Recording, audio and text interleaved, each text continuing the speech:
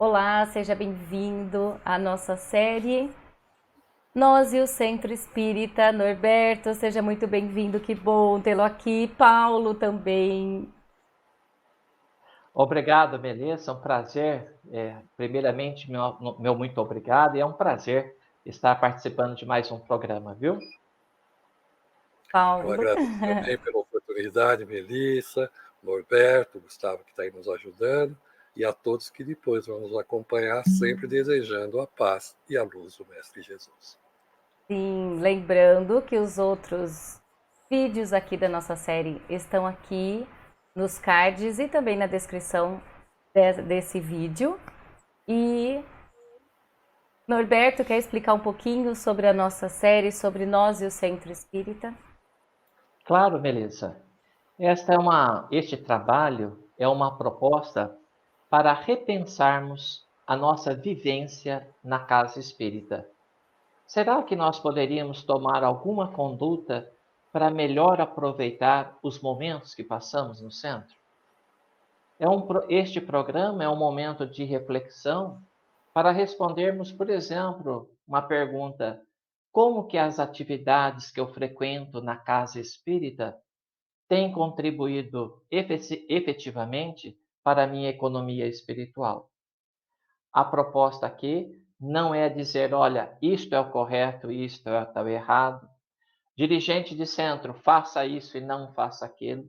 Absolutamente não tenha pretensão de ensinar nada a ninguém. A única proposta do nosso grupo é compartilhar vivência na casa espírita. Aquilo que nós enxergamos no nosso ponto de vista.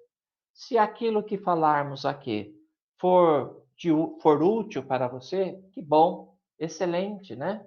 E com certeza vamos deixar de falar uma série de outras coisas, né? Que seria impossível abordar todos os aspectos da casa espírita. Mas a proposta é isto: é a gente compartilhar informações para melhor aproveitar a nossa vivência na casa espírita. Sim, perfeito. Refletirmos e mostrar também a importância de todas as atividades. Muito bom, isso mesmo. E hoje vamos falar do grupos de estudos. Muitos grupos de estudos, cada centro tem o seu. E como escolher um grupo de estudo? Qual grupo eu frequentar? É, a ideia, Melissa, eu acho que muito bem, porque de repente, muito boa a pergunta, porque de repente eu quero participar de determinado grupo, porque eu acho que é interessante, mas eu não tenho conhecimento básico para frequentar aquele grupo. E eu precisaria ser orientado por algum colaborador da casa espírita e dizer: olha, antes de você fazer este curso, é imprescindível que você faça esses, que são bases para o curso que você pretende fazer. Muito bom. Porque de repente a pessoa vai fazer um curso, o curso é muito difícil, e falar, sabe de uma coisa? Eu vou largar o curso e vou largar o centro também, né? Porque ficou difícil. E se bem orientado, ele escolhe o curso correto, né? Mas eu queria, se você me permite, dar um passo atrás e fazer a seguinte pergunta. Eu poderia até passar isso para o Paulo.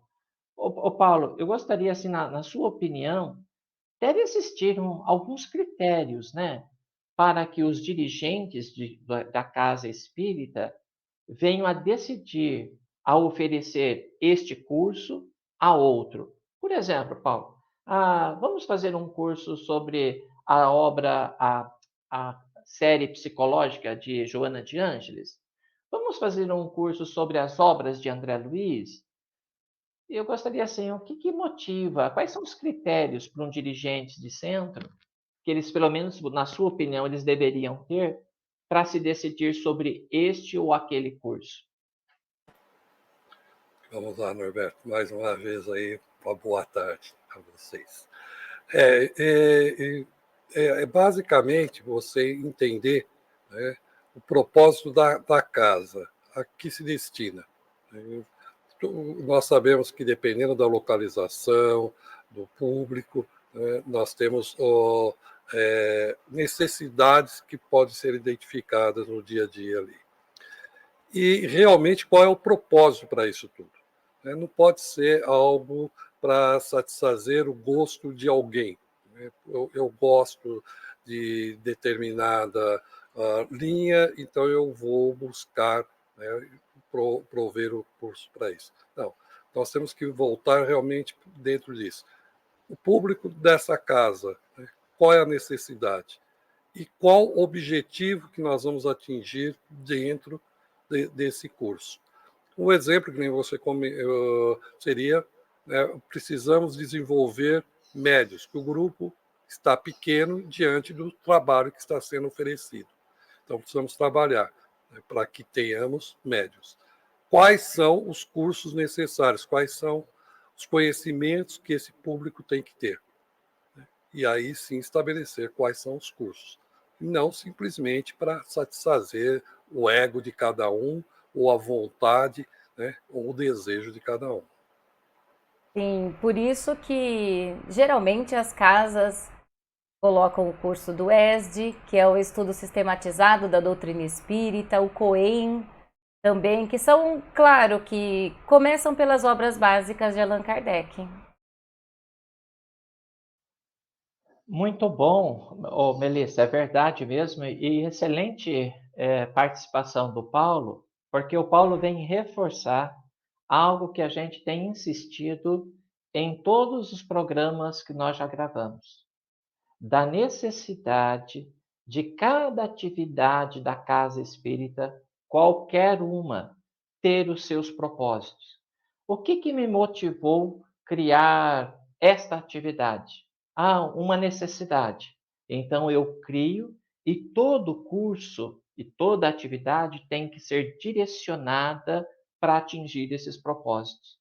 Então, bacana. Então é assim, eu vou criar um grupo para o estudo da obra psicológica de Joana de Ângeles. Ah, é? Para que você vai criar este curso? Porque eu acho que existe uma carência muito grande das pessoas se autoconhecerem. Uhum. Vai buscar autoconhecimento, lucidez sobre si próprio? Que bom! Como que você vai atingir esse objetivo?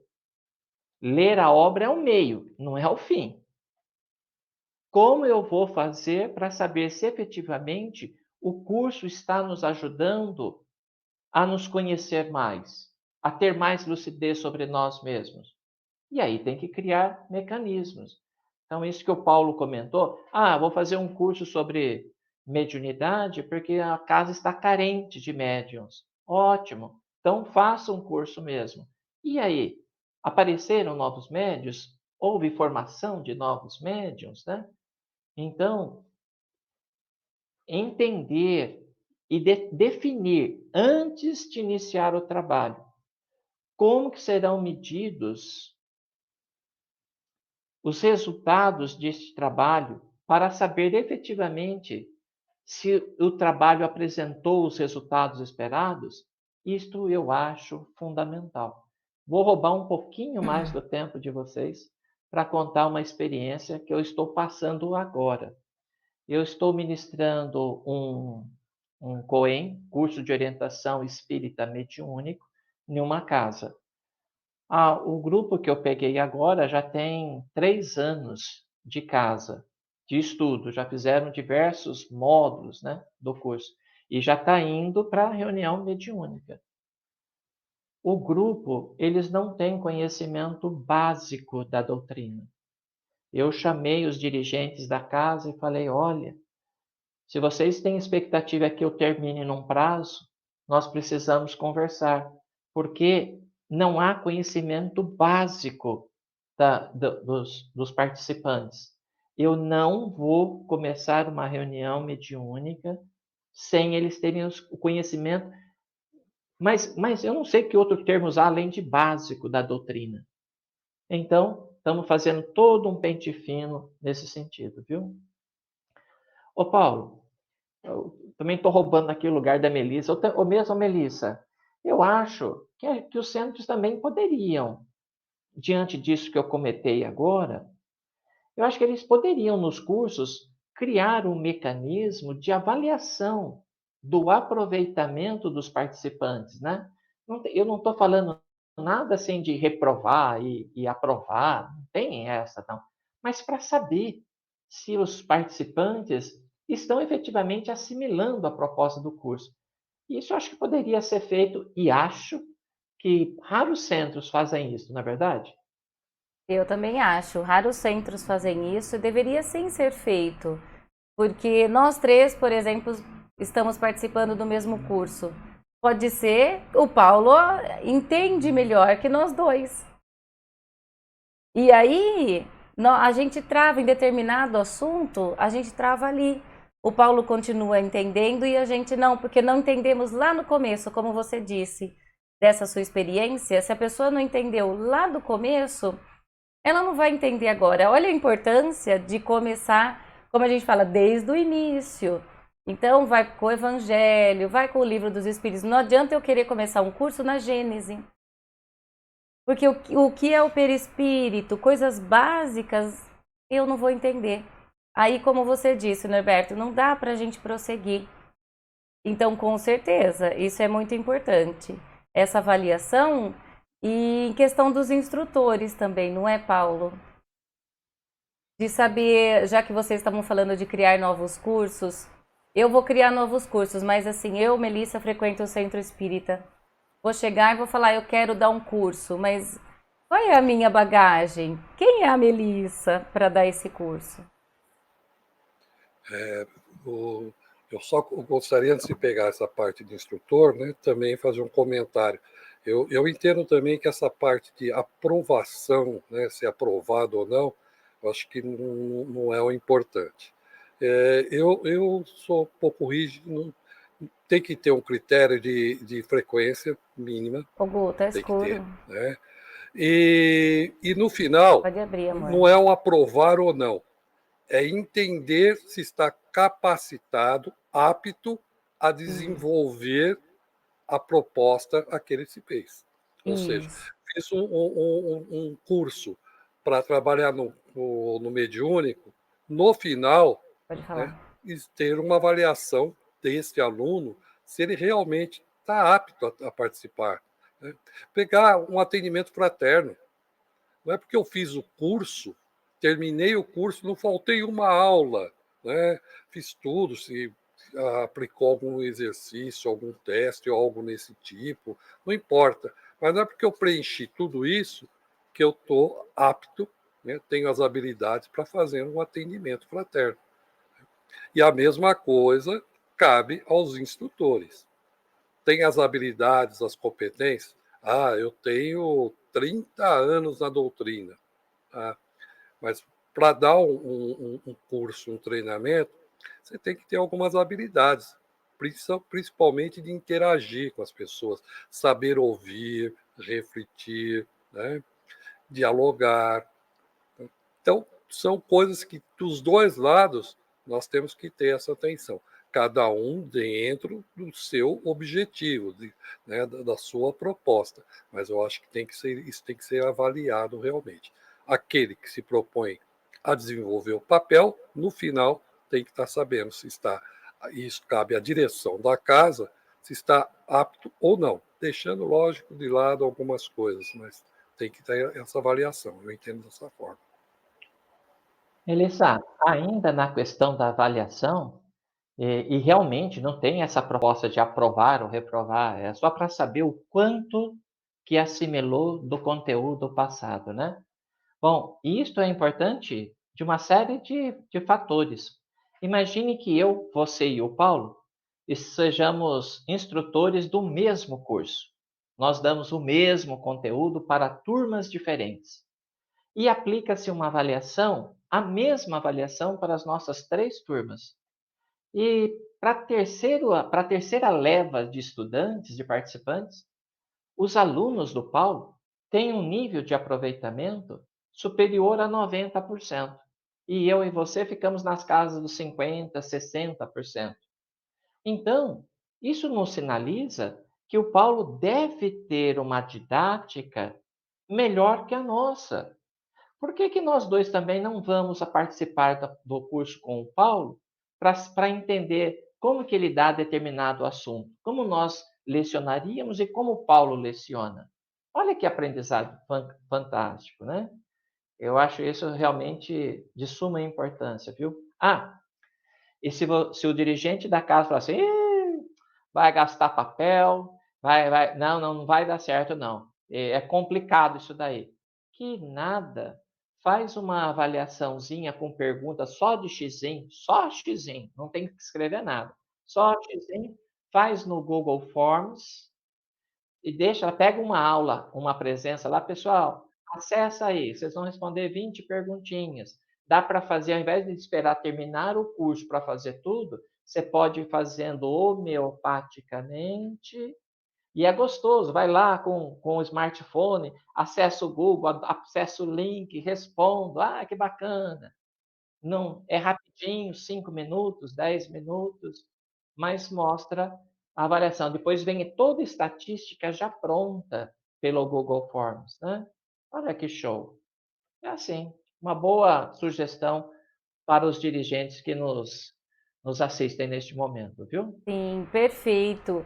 E assim também, sabendo disso, a gente já tira as dúvidas do que precisa.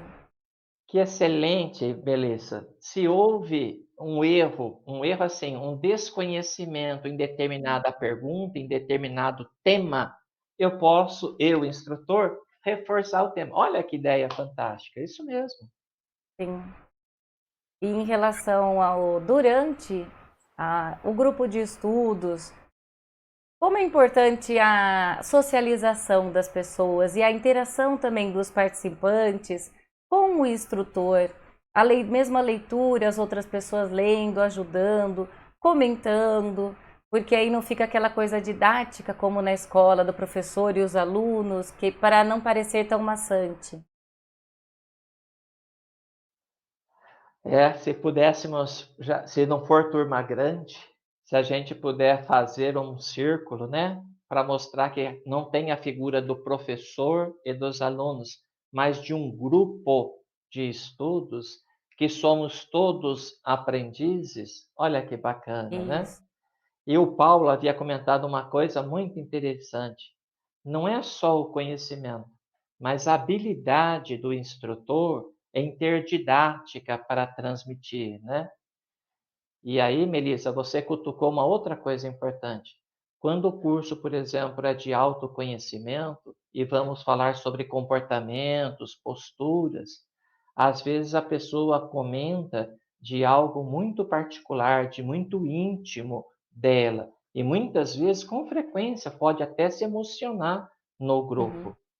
É importante que o grupo tenha respeito, guarde reservas naquilo que foi falado, sem ficar fazendo comentários eh, maldosos, maldosos, né? Uma outra característica, que o instrutor, ele fale, mas não fale tanto quanto eu aqui, que eu assumo a coisa. O instrutor tem que deixar, ele tem que, no bom sentido, provocar as pessoas a participar do estudo. As pessoas têm que falar, têm que expor, né? Senão, realmente fica difícil. Isso mesmo.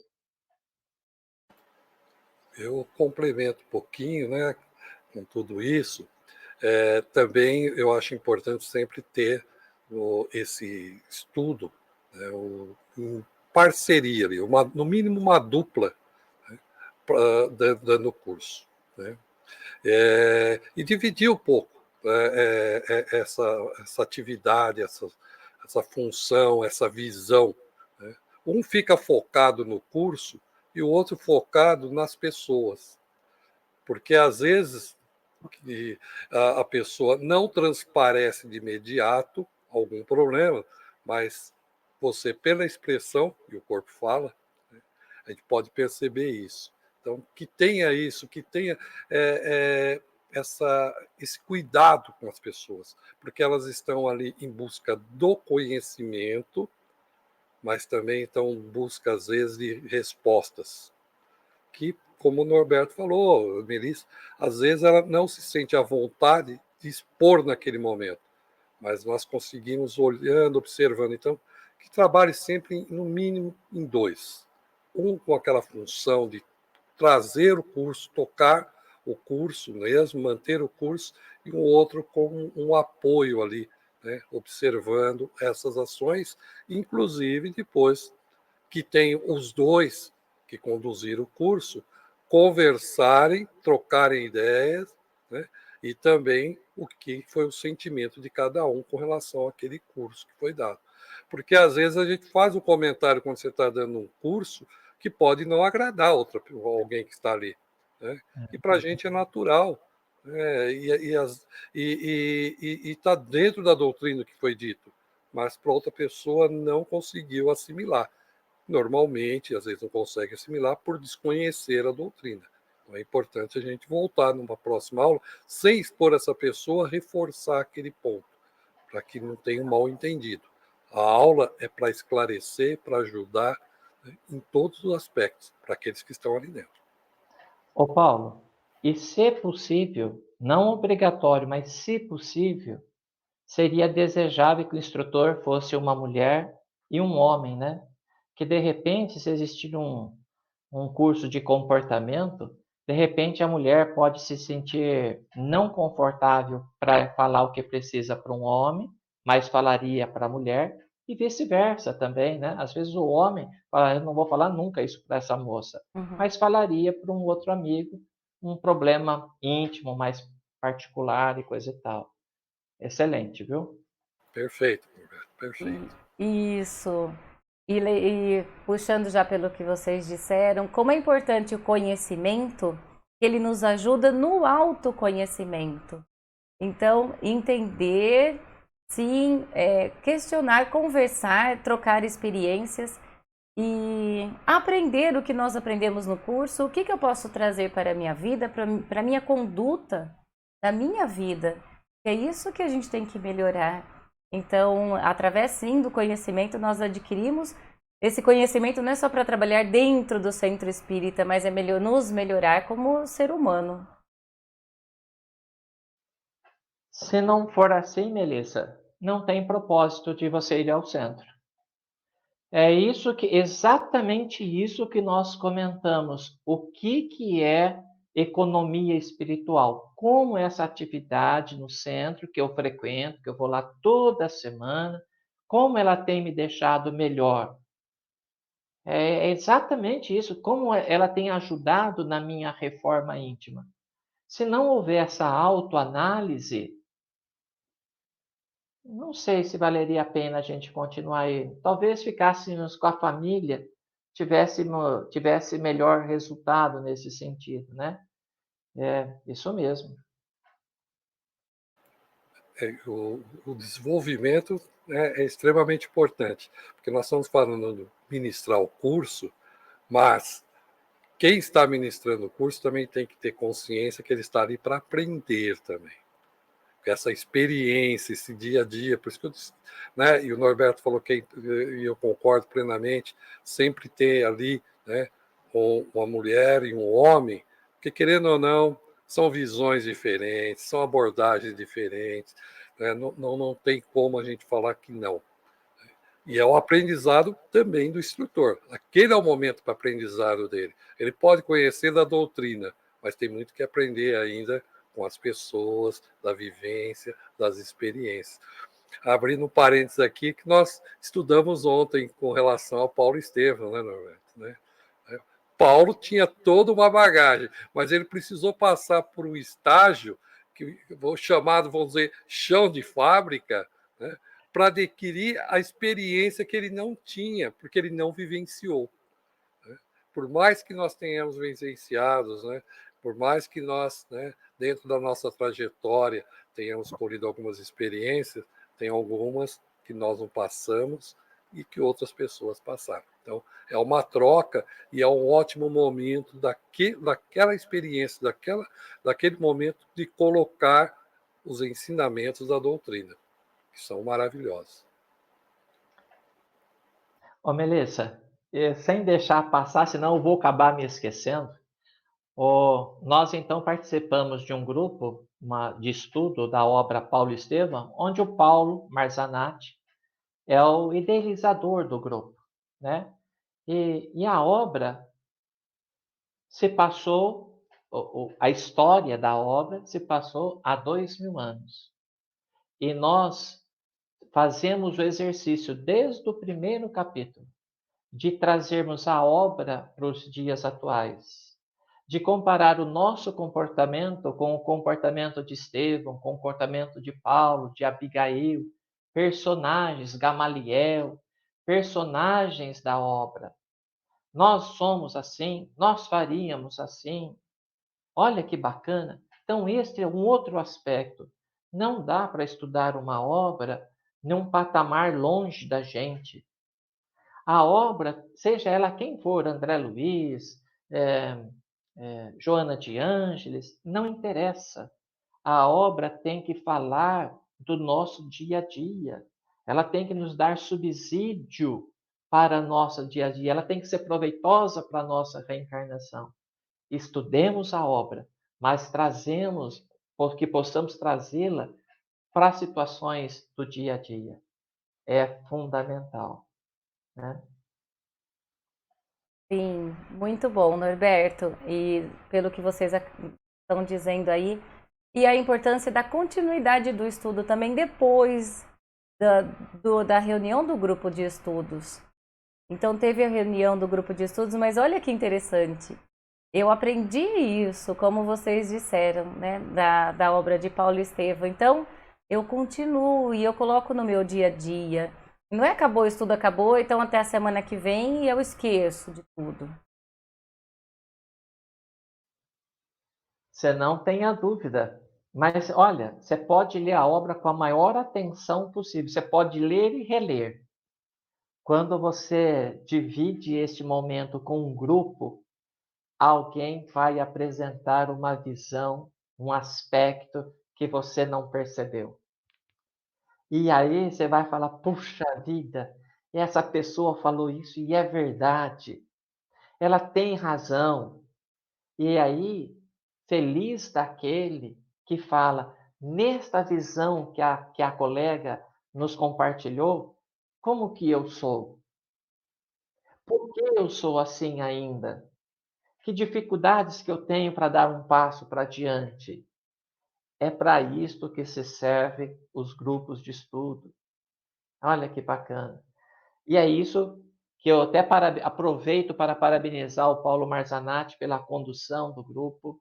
É isso.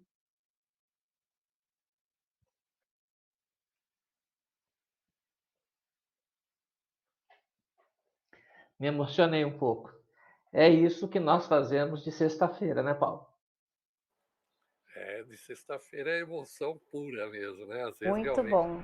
nós nos emocionamos, porque a gente procura justamente isso, né? Vivenciar a obra que nós estamos estudando, né? No caso é o Paulo Estevam, mas isso serve para qualquer um, para qualquer coisa, né? Para todos os estudos. Vamos pegar o Evangelho segundo o Espiritismo, vamos vivenciar cada linha, cada página.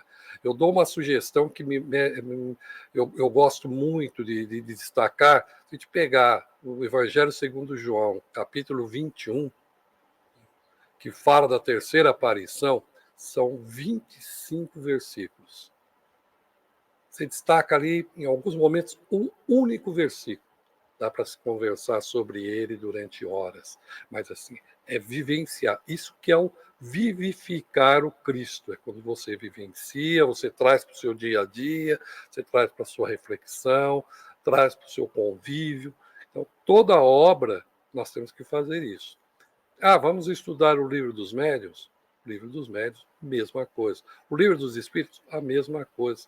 Cada questão ali nós podemos ficar conversando, discutindo e refletir. É importante isso, a continuidade dentro disso.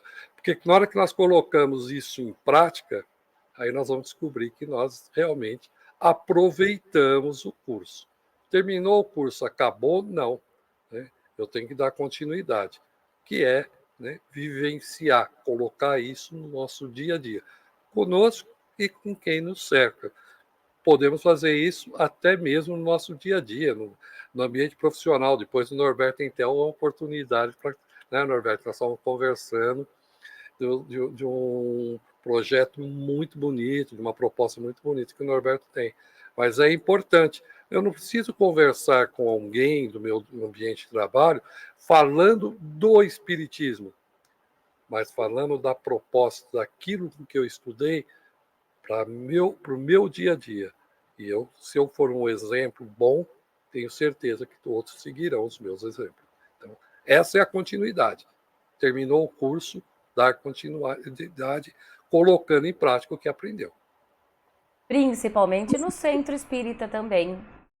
Eu participo das outras atividades do centro, não vou só para o grupo de estudos, para o atendimento fraterno, para assistência, né, para as atividades assistenciais. Todas as atividades precisam estar interligadas. E principalmente em casa também, não? Você sabe que eu sou um leitor assíduo de Hermance do Faux, né? Já li toda a obra de Hermance.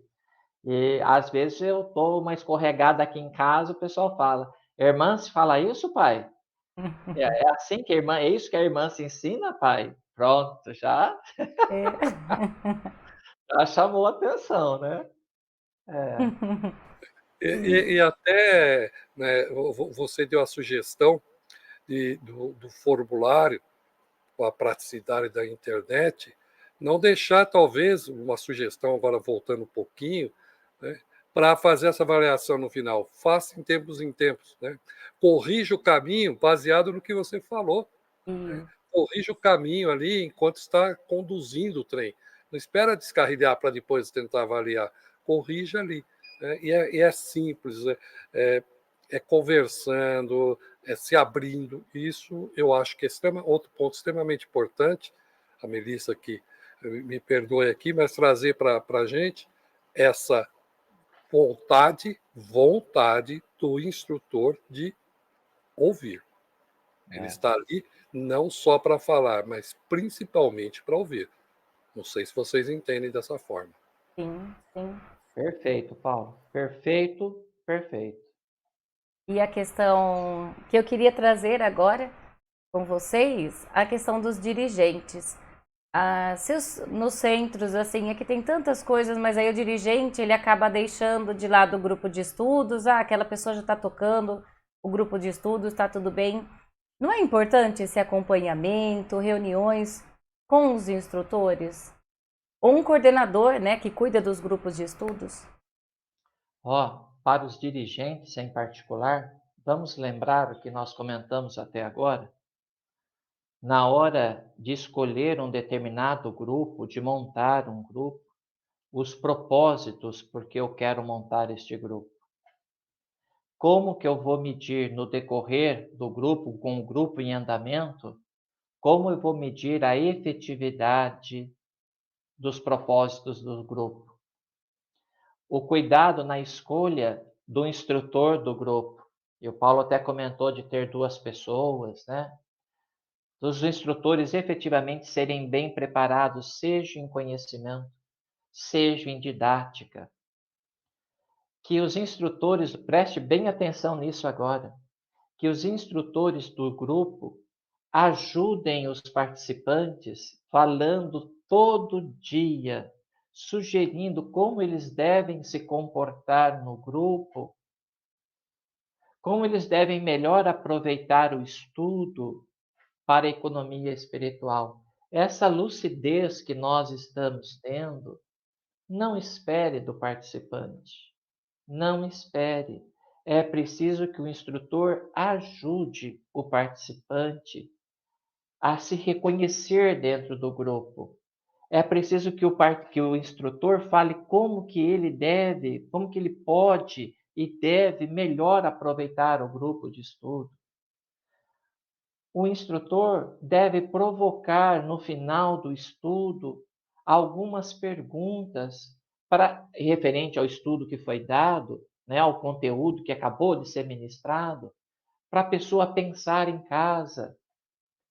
Quem sabe formalizar essas perguntas do estudo que nós acabamos de fazer e jogar no grupo de WhatsApp para que eles possam pensar. Então, é uma série de pequenas ações que efetivamente dão uma outra magnitude à atividade chamada grupo de estudo. Ótimo, Norberto. Paulo, quer complementar alguma coisa? Não, eu acho que o Norberto falou tudo realmente, né? E tem que ter essa preocupação.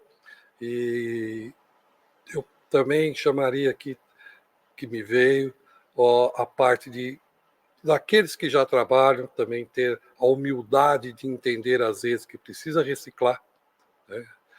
Dependendo como for montado Isso. esse curso, participar de determinados pontos, talvez como tem algumas casas que um módulo dura um ano, talvez não, mas dependendo da parte do módulo, né, do módulo participar. Então, esse processo da humildade de reconhecer que nós precisamos sempre rever os nossos conceitos, porque o Norberto falou, cada vez que nós vamos e lemos uma obra, nós mudamos a nossa visão e percebemos algo que tinha passado desapercebido e que foi tão importante, né? E nós deixamos de lado. Porque os nossos olhos não estavam preparados naquele momento para perceber isso. Então, que a gente tenha isso em mente também. Sim. E você falou uma coisa que eu lembrei, que eu já ouvi de algumas pessoas, o curso demora muito. O curso demora muito, né? Então, o COEM é um ano, né? O ESD é um ano cada um. Então, assim, qual é a intenção? Como vocês, o Theo Norberto e você disse, Paulo, qual é a minha vontade de aprender? Porque aprender a gente vai aprender para sempre. Qual é o objetivo e o motivo que está me levando a fazer esse curso? É aprender ou eu estou indo fazer por fazer? Então, fazer por fazer eu faço em 6 meses, faço em 3 meses, que aí eu já ouvi falar, vamos reduzir o curso. Como reduzir o curso? Né? Então, qual é o objetivo? Olha a importância, até para os dirigentes espíritas, que vem essas questões das pessoas falando, vamos diminuir o curso porque demora muito. Qual é o objetivo disso? Não é aprender? Né? Olha a minha vontade. Eu acho essa é uma questão também, pelo menos que eu escuto, das pessoas que não querem frequentar o curso porque demora muito. Eu não sei responder essa pergunta. E nem sei o motivo também da pressa. Qual o motivo da pressa? Então, Que pressa que você tem? Quais são os seus propósitos? Não sei. Poxa, eu pensei que você quisesse aprender. Daqui um pouquinho, nós vamos falar o seguinte, ó, as obras básicas do Espiritismo é só o Livro dos Espíritos e o Livro dos Médios. O resto joga fora, que não presta. É muito isso. grande tudo. Então, joga a Revista Espírita fora, joga o Evangelho fora, joga Céu e Inferno fora, joga tudo fora. Daqui um pouquinho nós estamos... E olha lá, capaz de ficar só com o Livro dos Espíritos. Só isso, só tá bom. Né? É, esta colocação mostra uma ignorância muito grande da pessoa em relação à doutrina, né? Que deveria ser assimilada homeopaticamente. Uhum. Aqui o Paulo, que não deixa mentir, no grupo de sexta-feira, um capítulo a gente chega a demorar 4 reuniões, 3 reuniões. Vamos saboreando o livro.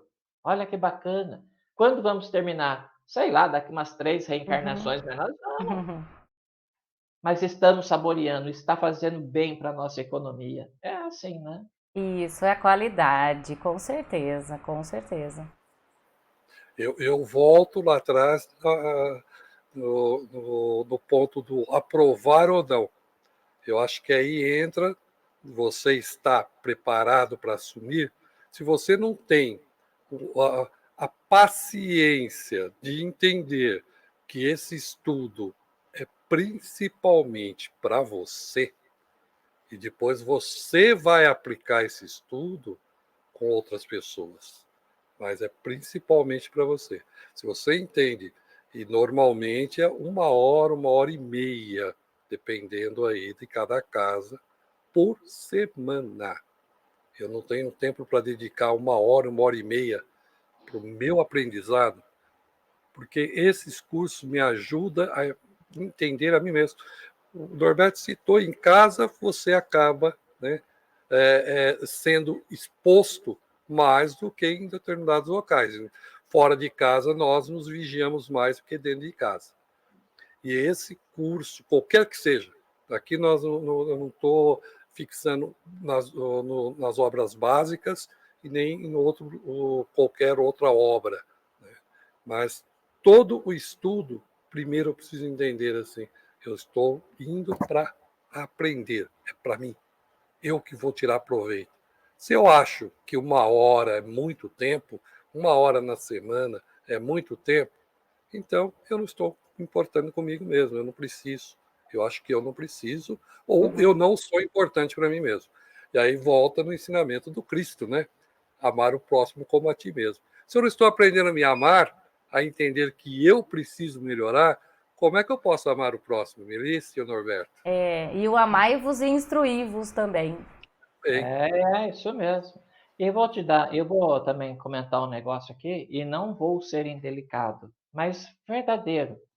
Eu quero ter pressa porque eu quero ir logo para a reunião mediúnica. Eu não Uhum. quero esperar 2 anos, 3 anos.